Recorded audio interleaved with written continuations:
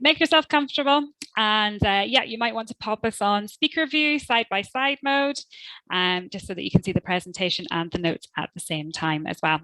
So we've already given you a brief overview of who we are. So you've got myself and Gemma on the call tonight, and an overview of what we're going to be doing. So we've covered the housekeeping. First of all, we're just going to have a quick recap from the last session on getting started with books. And we're going to be thinking tonight about, what does the research tell us?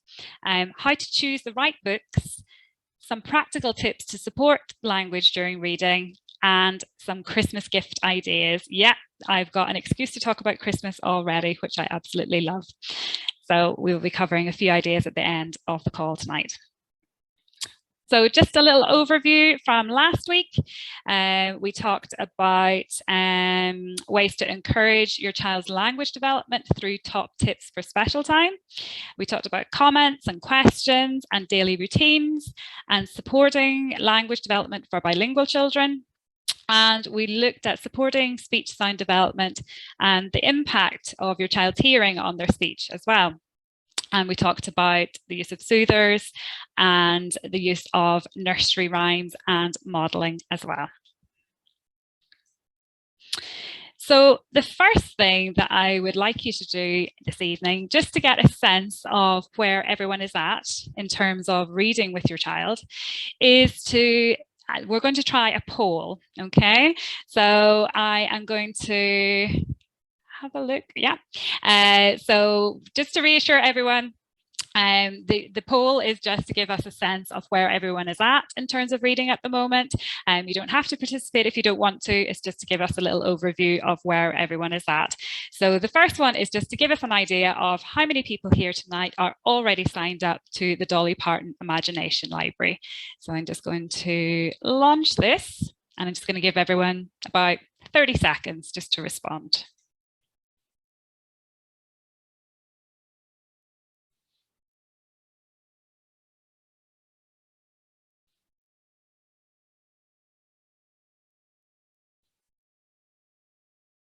Okay. Oh, I don't think I even need 30 seconds. Okay, so in terms of everyone on the call tonight, about 83% of people, so 20 out of 24 people are already signed up to the Dolly Parton Imagination Library, and 4 people aren't. So if you aren't already signed up, I'd really recommend that it's something that might be worthwhile for you. I might get Gemma just to pop in the link to the where to sign up, and it's basically for all children in Dublin 24 who are eligible to sign up, and they can receive a book for their child from birth up until their 5th birthday. Sarah, I can see someone has raised a hand for a question. Would you mind just popping a little message through privately to Gemma if you have a question, and she'll be able to help you with that. Okay. And I am aware as well, we talked on the call before about some people having issues getting the books. So we have fed that back to the team, and they're looking into that at the moment. I believe there's been some issues with Brexit and so on. So they are aware of it, and thank you for that feedback as well. Okay. So another little poll, just about how often we read to our children. And again, this isn't about, in any way meant to be judgmental. It's just to get a sense of where everyone is at the moment. So the question is, how often do you read to your child at the moment? Is it daily, 2 or 3 times per week, weekly, monthly, or rarely? So I'm just going to launch that.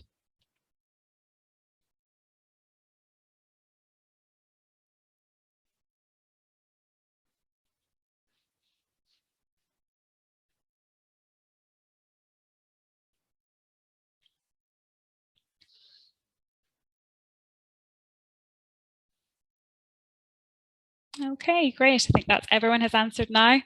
So the great news is lots of people are reading to their children, and that is one of the best things that we can do in terms of language development. So that's us off to a great start. There is 11 people who read on a daily basis, so that's about 40%. and about 41% as well who read 2 to 3 times a week. We have 4 people who read weekly and 1 person who reads monthly as well. And basically, really, this question is just to give us a bit of an overview of where your child is at. And just a little bit in terms of kind of facts and things like that. If you read 1 book a day to your child, then by their 5th birthday, they will have heard 1,825 words. And Dr. Mary O'Kane, who is an Irish lecturer in psychology and early childhood education, was recently discussing the research around reading and reported that children who are read aloud to go on to read the most, they read the best, and they stay in school the longest. And more importantly, spending time reading books together can lead to stronger parent-child bonds as well. So there is no magic number about how often we should read to our child, but I suppose the kind of overview and the feeling would be the more you can, the better. And obviously we have to fit things in with, you know, our busy kind of lives as parents. But if you're not already doing so, I would really encourage you to make reading part of your daily routine if possible. So just even 10 minutes, 15 minutes per day can make a big difference in terms of your little one's language development.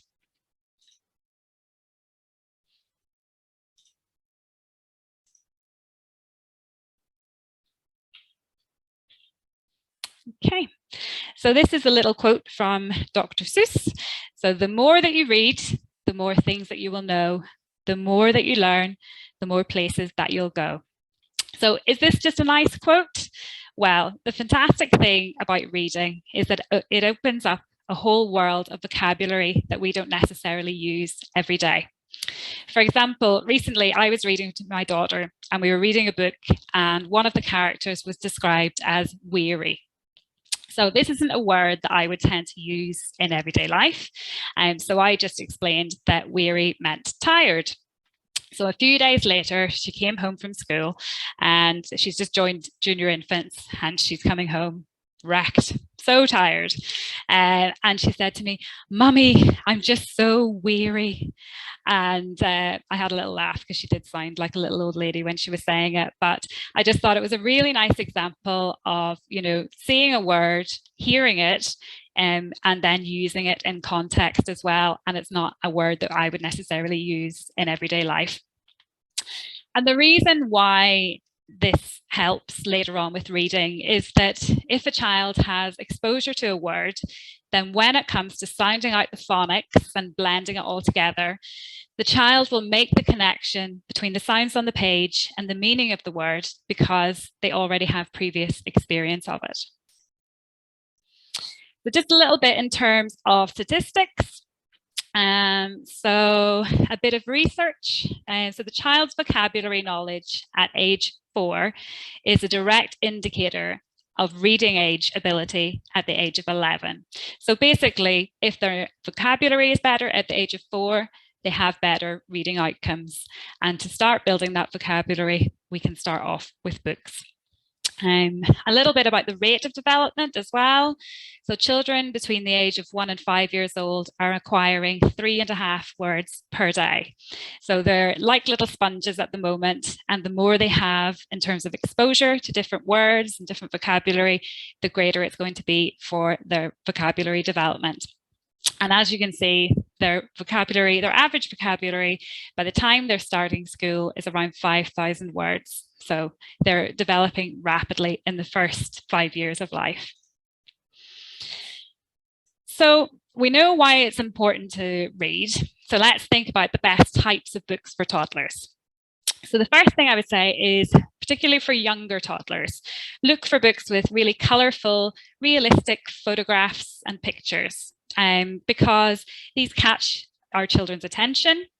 And it's actually been shown that toddlers learn more from these types of images rather than abstract or kind of black and white images. The other thing I would always say is I'd recommend board books. So the ones with the thick and sturdy pages, because it's easier for toddlers to hold and to turn the pages, and also they're much more robust. So if they get launched around the room, it's not a problem because there's a lot of life in them because they're very sturdy as well. Repetitive books, so books with really predictable and rhythmic language that repeats throughout the book. So this type of language will help kind of catch your child's interest and make it easier for him to remember key words because they're repeated often. So examples of repetitive books might be things like brown bear, what do you see? And the hungry caterpillar, those types of things that have lots of repetition of the same language in it. And I'm going to show you some examples of books in the coming slides as well. Interactive books are all really helpful for toddlers as well. So they hold the child's attention. So lift the flat books can be great. And sensory books, so things with different types of touch or texture. They can be particularly helpful for children who maybe aren't showing interest in kind of staying too long at books at the moment. I would just say be careful of books that have too many distractions. So kind of electronic books and things like that can be a bit too distracting for some children, and you might find you spend your time trying to keep the child on task and keeping them listening to what you're actually saying rather than paying attention because they're being distracted by the electronics in the book as well. So my one tip would be, in terms of books to avoid, would be lengthy stories and fairy tales, because we don't want to end up with a situation like this where the parent's extremely frustrated and the child is not interested and just having a meltdown and a tantrum because they're expected to sit for longer than they can actually do at this point in time.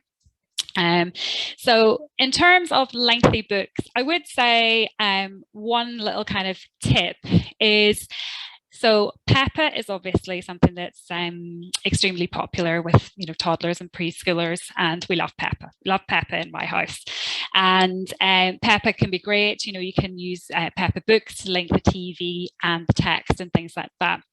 But I would just have one little word of caution, is that if you look at some of the books, some of them can have really long pieces of text there compared to some of the other ones. So I've got a little example here. Where have I put it? So I've got Peppa Pig Goes to Scotland, and in this one there's lots and lots of language on each page. So that's 4 or 5 sentences on each page, compared to this little one here, which is nice and simple, little board book, and it's only got 1 sentence per page. Now, there's nothing wrong with buying this one as well, but what I would say is I wouldn't expect a toddler to be able to sit and listen to the whole story the same way they can listen to the episode on TV, because on TV there's the visual stimulation as well. So if I'm going for this book, I would simplify the text. So I might just look at the pages and summarize what's happening in the pictures. And I'll talk about that in a little bit more detail just shortly as well. So really, just a word of warning with the length of books. And also I find as well, the Disney books. So this is The Princess and the Frog.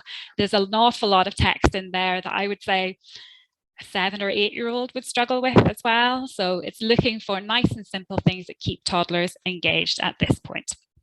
The goal at this stage is really for your child to develop a love of books, to enjoy books together, and to have that kind of back and forth interaction between you when you're reading the books together. So choosing books at the right level of language for your child's attention span and language level should lead to more fun and successful enjoyment of books, and hopefully, as I said, less frustration. So here are some little examples of books that might be helpful for the different stages for your little one. So note here, I don't talk about kind of specific ages. I'd rather, let's think about the type of language level that your child is at instead. So don't worry at the moment about ages, think about your child's language level. So you want to choose books that match your child's language level or just slightly above, and then move on to more complicated text as your child's language develops. So if your little one at the moment is only using a few words, these are the types of books that I would be recommending. So up here we have Things to Learn. So this is just a very simple photo book with lots of really simple vocabulary. So it's got things about food and transport, things that go together, some concepts like empty and full and wet and dry. And it gives you lots of opportunities to model words. They're clear photos that the research tells us toddlers understand better, and you can link them as well to everyday life. Up here, the little one, Follow the Rainbow. That's just a little example of a sensory type book. So inside it's got different textures on the pages, and there's a few little push buttons on the side, but not too many to be distracting, and just a nice kind of one to keep little ones engaged as well. Okay, the Osborne books are generally, Osborne books are great in terms of language. This one here is a little lift the flap book, and it's all about opposites. So again, kind of first and last, and wet and dry, empty and full. So thinking about more than just nouns on the page in terms of objects and things like that, we're trying to think about different types of words. The Giving book here in the middle is just a book that has lots of different verbs in it, so lots of different action words, and even things like this little nursery rhyme book can be great as well. So getting your little toddler to look through the book, choose a picture or a nursery rhyme, and then say it together and sing it a few times over. It doesn't have to be reading the whole book. And this little one here is just 10 little ladybirds. It's just an example of a really nice repetitive book. So it's 10 little ladybirds sitting on a wall. Along came a spider, and then there were, and then there's all sorts of different kind of rhyming elements at the end there. If your little one is using some single words and maybe beginning to join a couple of words, then this is the type of books that I would kind of direct you to. So Pip and Posy is a fantastic series of books for this age. It's got lovely, it's written by Camilla Reed and illustrated by Alex Scheffler. So he does the illustrations for the Julia Donaldson books, and they have lovely simple sentences, but they also tell you stories about everyday things that your toddler can relate to. So for example, this one here is the Super Scooter, and it's about Pip and Posy, who are two little friends having problems sharing a scooter. And I think all toddlers can relate to that as well. And Bedtime Frog is another one. Posy can't sleep without her bedtime favorite teddy as well. There's actually a little TV series now as well that has started around Pip and Posy, and you can find that on YouTube. And it's lovely to be able to relate little kind of cartoons and animations to text that we have read as well. So Pip and Posy, nice short sentences, but tell a story at the same time. So even toddlers will understand it, but older children will enjoy it as well. The other series I would recommend is Tales from Acorn Wood. So that's a Julia Donaldson one, but it's a nice kind of simple introduction to Julia Donaldson. So very nice rhyming sentences, short sentences, and little lift flaps as you go through that as well. So there's a few of those in that range. So Fox's Socks, Rabbit's Nap, Postman Bear, they're all part of that series as well. Another nice one is Tom Fletcher's There's a Dragon in My Book. Lovely, really nice interactive book. A lot of the boys in particular really love this one because there's lots of nice things for them to do, like they have to blow out fire and all sorts of things. And it's great for a little one who you're trying to really kind of hold their attention whenever they're reading as well. So we mentioned about the Peppa books as well, just being mindful you might need to simplify some of the text, and in terms of lovely repetitive books, there's the more traditional ones like The Very Hungry Caterpillar, Dear Zoo, and there's just a couple of examples at the bottom here of books that you can relate to everyday life. So we have Pirate Pete, who's potty training, and we can relate that to our little ones as they grow up as well. And this set of books is more for children who are developing sentences. So this is probably going to be for children who are understanding slightly longer stories. They are using sentences. So you're probably talking about your second year in ECI, kind of moving into junior infants. And there's a lovely range of books in terms of developing rhyme around this Oi Frog series. So lots of repetition, oi frog, who sat on a log, and so on. Really nice, very fun. A lot of children really enjoy that series. Again, the Osborne phonic readers. And there's a whole collection of these ones. And I would say if you're investing in a little set of books, I would say this is a really good one to invest in or to find in the library, because they're meant to be for children who are starting to learn to read, because they're very simple kind of cat, mat, sat, simple kind of CVC words, but they also engage toddlers as well really nicely. So you could have this set of books from toddler right through to junior infants, senior infants, when they're starting to look at their phonics and so on. Julia Donaldson, obviously, lots of lovely books from her as well. We've got Room on the Broom and Zog, and down at the bottom we have Lost and Found by Oliver Jeffers.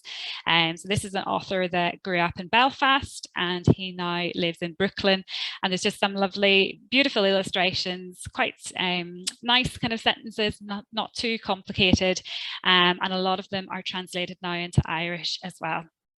And I've put in one recommendation here called The Great Dog Bottom Swap. And I just purely put this in because I really enjoy reading this book, and I think it's important as adults that we actually enjoy the things that we're reading to our children as well. It's a very funny, it's kind of a laugh out loud the first time you read it, and we just get a lot of enjoyment. So I'm not going to tell you the plot because it'll give it away, but it's just something to have a bit of fun with as well. And the Maisie series, so you get Maisie Goes to Nursery, Maisie Goes to Preschool, these types of things. And there's lots of kind of life experiences in these little kind of Maisie books that preschoolers can relate to as well. So now you've got an idea of, books and thinking about the right language levels. So now let's have a think about practical tips on reading. And I think often as adults, we have this idea in our head of what reading should look like. And it's a bit like this picture here on the left, so dad's reading at his daughter, she's paying attention, she's looking up lovingly at him. And in reality, as parents, we often know that it's not like that. For any of you who've ever tried to wrestle a toddler into sitting down reading a book, you will know that it's very much different to that. So we've got some ideas of ways to basically make it a bit more fun and a bit more interactive for you and your child. So some tips that I would say are, number one, let your child choose the book. So it's okay to make suggestions from time to time, but allowing your child to choose the book ensures that they're kind of truly interested in what they are reading. This is another tip as well. So we sit with your child face to face. So if they're sitting on the bed or on the couch, you sit on the floor in front of them, so you're actually face to face. And that's very different from the traditional idea that we have in the first photo where we're sitting alongside of them. But when you're face to face, you can read your child's cues, you can see what they're interested in on the page, and you can see what their focus is on. And it just helps you to follow his lead, to see what he's interested in. And also it can help as well with speech sound development, because if you are sitting in front of them, they're seeing your mouth as well as you're talking. So they get to see that kind of close-up modeling of the speech sounds as well. So that's one tip that we would kind of recommend as well. Allowing your child to hold the book and turn the pages. And I think sometimes we sit as grown-ups and we try to hold on to kind of take control of the book and make sure they get through it. But actually give your child the book. And don't worry if he skips some pages. Don't worry if he reads the book the wrong way around. So he might start at the back and work towards the front. He might just read a couple of pages and that's, he's had enough and moved on. That's all absolutely fine at this stage. Your goal is to make book reading fun and interactive at this point. So you don't have to feel that you have to finish the book in one sitting. You can pick out little bits and come back to it at another time. You can simply talk about the story or just talk about the pictures and not read about all of the words. So it's okay to do that. We don't have to feel like we have to sit down and get from the front of the book to the back of the book in one sitting. It's okay to keep things the same. So sometimes children love repetition and they want to read the same book over and over again. And it might drive you a bit crazy, but children love repetition. I know Michelle was talking about her little boy one day, and he was reading the same book. It was one of the Julia Donald's ones. I think it was Room on the Broom. And he read the same book every night for 9 months. And she said she was nearly driven demented by the end of it, but that was what he always chose, what he always enjoyed. And I was saying a similar story with my little girl. She wanted to read the same 2 pages from The Snail and the Whale every night. And it was just those 2 pages. She wasn't interested in the rest of the book, but we had to do that. And I would say, yeah, it was probably a good 6 months. Now, she read some other books alongside of that as well, but that was very much what she wanted to do. And we would just encourage that repetition, even if it drives us a little bit crazy sometimes as well. And just sometimes as well, we talked in the language strategies about waiting for your child, waiting for them to respond, waiting for them maybe to use a word. And we would just say as well, when you come to the end of a page, maybe wait. And if you even just pause for a little minute, see if your child contributes something. They might ask about something on the page. They might then have ownership and decide to turn the page because they've had enough. But your goal is to give them the opportunity to express themselves and take turns with you. And it's that back and forth conversation as you're going through the book that really helps with that language development. So sometimes just holding back and seeing what your child's going to talk about can be really helpful as well.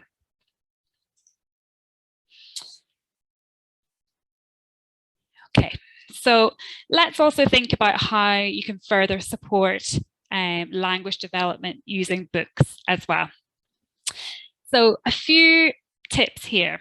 So first of all, adding language during books. So what we mean here is using a variety of different types of words. So avoiding just naming the nouns and the pictures in the words, because the child will then only be exposed. And when I say noun, I'm talking about objects. So if we just talk about, the man and the ball and the sun and things like that, then they're just hearing one type of vocabulary, which is nouns or objects. So have a little think about different types of words when you're looking through these books. So thinking about describing words. So things like wet and hot and tall, action words as well. So go and run and sleep and eat. Words for feelings, so things like happy, sad, tired, and location words, so up and down and under, and things about time, so things like now and later. Also thinking about highlighting important words as well. So emphasize the important words that are key for the child to understand what's happening in the text. So like I was saying, simplifying and highlighting key words rather than necessarily reading the whole sentence. So use your voice, slow down slightly, and show them the picture as well to demonstrate the meaning of the word. And you can also use gesture as well to explain concepts in the book. So for example, if you're looking at a picture of a big elephant, you might stretch your arms out to indicate it's a big elephant, just to reinforce what that means. Expanding your child's message. So when your child says something about the book, you can respond by elaborating on his message. So for example, if he says dog while looking at a picture of a dog in a bath, you might say, yeah, the dog's having a bath. So you're adding on to your child's ideas and you're showing them how to make a longer sentence as well. And building on your child's understanding. So your child will gain a better understanding of his experiences when you draw connections between the book and real life as well. So for example, if you have a book about a trip to the doctor, then you can talk about a recent visit that you had at the doctor as well. So just a little bit about reading routines. So as we've said before, trying to build reading into your everyday routine can be helpful. And one of the things as well that can be helpful just to set the scene for your child and to model book enjoyment and book learning is for your child to let you see reading as well. And this is one that I always feel I need to do more of. You know, I come home from work, I'm busy, I'm getting the dinner sorted, getting the homework done, you know, bath and bed and all of that kind of thing. And I sometimes think, you know, when has my child actually seen me sit down and read? So, you know, making a point of doing that as well so that your children can see that it's for pleasure and not something that we just do in school as well. And that might be doing that on the weekends, like buying a newspaper, reading a magazine, reading a novel for 5 minutes with a cup of tea, if you get peace to do that. But yeah, just modeling that kind of book reading in a positive way as well. Trips to the library. So the libraries are a great resource, both in terms of obviously, you know, cost effectiveness and knowledge from staff. And the mobile libraries are currently back up and running at the moment. Obviously, that probably will be monitored with the COVID situation. And I have a link to the libraries, which I will pop in the chat at the end of the session this evening. And I will also put it in the email that we send out, follow-up email with the link to the video recording as well. And just another little tip, leave out books. So just leave them in the living room, in the kitchen, just around the house, because you're more likely for your little one to spontaneously decide to pick up a book and have a look through it if it's just sitting there rather than going off to find it together. So just a few little ideas of ways to expand language opportunities. So first of all, the idea of acting it out. So you can use toys and items around the house to reenact stories. And it's a great fun way to have some time with your child, but also to build in that language and create learning opportunities as well. So in this case, you could read, for example, in this one, Room on the Broom, and act out the scenario just with objects around the house. And it doesn't have to be the exact characters. As you can see from here, there was no Labrador puppy or a turtle in Room on the Broom, but you know, you go with what you've got, or a chick actually. You go with what you have in the house at the time. Just having fun and, you know, thinking about the story, retelling it together, sharing that enjoyment. Now this is a little idea around creating invitations to play. Just linked to books. So the idea of an invitation to play is basically, it encourages children to learn through exploration. So by providing them with some materials, you're inviting them to play in a creative way that's not kind of adult-led or adult-directed. So in this example here, we have 2 books about animals, and I've set up a farmyard scene with some animals in a little tray with some dried rice. And I've also put out items like a fence and some food for the animals. And the key thing here, and this is my #1 tip about the invitation to play, set it up when your child isn't nearby, okay? And let them find it in their own time. Because if you set up something and you say, oh, I've set out this, you know, these lovely toys for you, come and see it, the chances are it won't keep their attention. So instead, when they're off, maybe they're watching something on TV for a bit, maybe they are off playing somewhere else or they're outside, set it out and let them find it. And then it'll be more exciting and more interesting themselves. So leave it out. And another important part of this as well is follow your child's lead. So we've talked about this in previous sessions as well.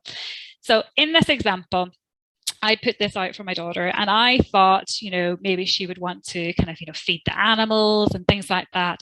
But she decided that actually these animals were going to go to the swimming pool. So the animals in the blue square here, she felt she'd be going to the swimming pool. So off she went, got some water, mixed the water in and had great fun. So it led on to conversations about things like wet and dry, empty and full, those types of words and, that type of vocabulary. And just a little tip as well, adding a sensory element like, some rice or lentils or water even can just kind of help keep the child's interest as well. Okay. And just a little bit about story sacks. So the story sack is an idea. It was actually developed by a teacher back in the 90s. And as you can see from this story sack of mine, which I've had for a long time, I had it for work and I've used it with my child as well. This idea is about, I suppose the idea behind it is that children love fun and interactive activities. And the idea of the story sack is that you include materials alongside the book itself to allow children to be kind of hands-on during story time and it stimulates their minds and their language and their imagination really by bringing stories to life. So I will give you a little link in the next slide to some Irish companies and websites that do story sacks, because that leads us on to our next little topic of discussion. Christmas! So if, like me, you're very excited about the whole idea about Christmas, you've probably already thought about some ideas of gifts and things like that as well. So one of the recommendations that I would have is audio stories. So what I mean by that is just listening to stories it could be on CDs. So sometimes you can find the Julia Donaldson stories on CD. It could be on Audible, on audiobook. But one of the things that I would recommend if you are looking for a Christmas present is something called a Tony box. So I'm going to show you here what a Tony box is, and I will give you a very quick little demonstration. So basically it is a little portable speaker. It's soft and quite squishy and it's quite robust for children as well. And basically you get these little characters that go on top and they play a little story. So we've got one here, we've got Fireman Sam, we've got Paw Patrol, we have Winnie the Pooh, and the Little Mermaid. So there's all sorts of these different little characters. So I'll just give you a quick demonstration. I'm just going to pull the headphones out and let you hear this actually.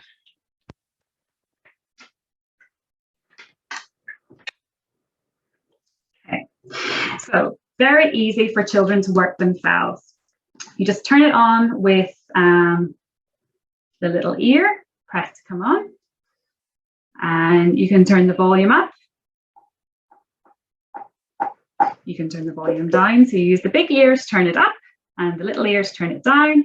And these little characters, the first time you use them, you have to upload them using your Wi-Fi. But once you've done that for the first time, then the story will just play on this, and you can use it out in the car and things like that. You don't need to be connected to Wi-Fi. So you just pop it on. And your story will play, and then when you take it off, it stops. And when you pop it back on again, it picks up from the point that you left it. Okay, so it's a lovely idea if you're looking for something for your little one for Christmas. It also has a little point here where you can put in headphones as well. It's got really good battery life as well, which is what I love about it. So when I charge this up, it'll last a good 6 or 7 hours, I would say. It's great for taking out in the car and things like that. And it is pretty much kind of toddler proof because it's quite robust as well. You get little Tonys for younger children. There's actually now brought out ones for babies, the white noise and things like that. But they have little characters that are have lots of rhyming songs and things like that, and then stories for the older children, and then for maybe your kind of 6 and 7 year olds that are little Tonys that are around kind of facts about dinosaurs and things like that as well. So a really nice Christmas present if it's something that you're thinking of, and a nice alternative as well to a screen. I know some parents who are trying to kind of cut down on screen time, particularly at bedtime. And some parents have reported that they will, their little one will take this in and they will pop their little Tony on beside their bed, and they will fall asleep with that on as well. So you can get them in Smiths and you can get them in Eason's. I think it's maybe roughly around kind of like €79 or something like that. And there's lots of kind of Black Friday deals and things like that coming up. So this would be my top Christmas recommendation. StorySacks, as we mentioned, there's a couple of websites, so storysacks.ie and babblingbookclub.com, and both have ideas around StorySacks. The Babbling Book Club is actually a speech and language therapist who has set this up, and she gives you a book and some activity ideas around the book, and kind of little games and puppets, each little box. I think she calls them babbling boxes. Each little box comes with different ideas and activities around language. So I should say that I'm not, affiliated with any of these products. I think that should be my disclaimer to all of these things. It's just purely things that I have found both as a parent and a speech and language therapist that I think are really nice ideas for Christmas. And the last thing that I was going to mention is just a book voucher as well. So if you have grandparents or aunties, godparents saying, what will I buy your child? And actually you feel like your child has lots of things already, then actually asking for a book voucher might be a nice idea, and one that your little one could choose something for themselves. And there is also a website, I was just checking the name of it, called Genius Juniors. .ie, which is an Irish online children's bookshop, and basically the profits from it go towards Crumlin and Temple Street Children's Hospital as well. So you can purchase your books, and there is also the profits will go to a good cause as well. And from there, from geniusjuniors.ie, you can either buy a physical voucher that they will post out to you, or an e-voucher that they can send to you in a link in an email as well. Okay, so we're nearly at the end of our presentation. So any good places to buy Tonys? We have a Tony box. I'll answer this one for you, Caroline, because I've just done this recently. Eason's at the moment have a Black Friday offer on. I think it's called Black 30 is the code. So they're having a discount and you can use it on your Tonys. There is also Tony Box Ireland, I think it's called, on Facebook, that they do like buy and sell and swap. People buy and sell and swap kind of used Tonys as well. So you could pick up one maybe kind of second hand from someone, and they are actually a really good group to follow because they will tell you where things are happening in terms of discounts and things like that. So they have them in Smiths and they have them in Eason's as well. It's probably the two main shops if you're wanting to go in and buy as well. So that brings us to the end of our session this evening. So I'm just going to stop sharing my screen a moment.